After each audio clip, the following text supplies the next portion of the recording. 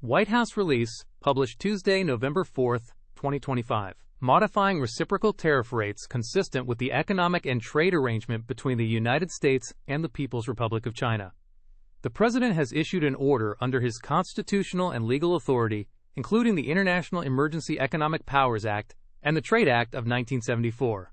This order addresses concerns about large and persistent U.S. trade deficits, which have been declared a national emergency due to their impact on national security and the economy. Previous executive orders imposed and later adjusted tariffs on imports from China in response to trade imbalances and Chinese retaliation. The United States then entered discussions with China to address these issues. After a meeting with President Xi Jinping on October 30, 2025, the United States and China reached a new economic and trade agreement called the Kuala Lumpur Joint Arrangement. Under this arrangement, China will postpone and eliminate certain export controls on rare earth elements and critical minerals. China will also address its retaliation against U.S. semiconductor companies and increase purchases of key U.S. agricultural exports such as soybeans, sorghum, and logs. In addition, China will suspend or remove many retaliatory tariffs on U.S. products until December 31, 2026, and extend tariff exclusions for U.S. imports until November 10, 2026. In return, the United States will continue to suspend heightened tariffs on Chinese imports until November 10, 2026.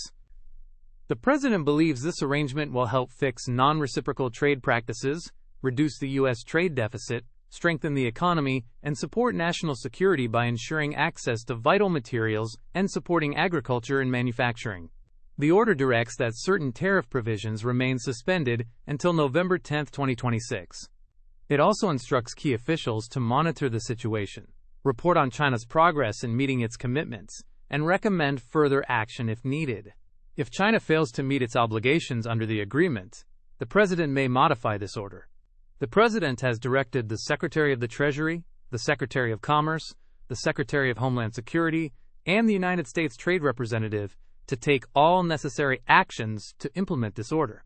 This includes adopting rules, regulations, or guidance, and using all powers granted to the President by law.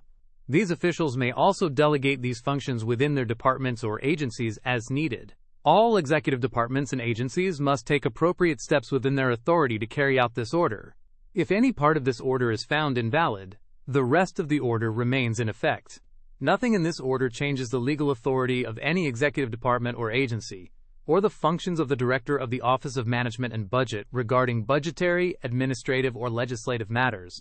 The order will be implemented according to applicable law and available funding. This order does not create any enforceable rights or benefits for any party against the United States or its officials. The Office of the United States Trade Representative will cover publication costs for this order. Thanks for listening. The full source material for this summary is in the description below.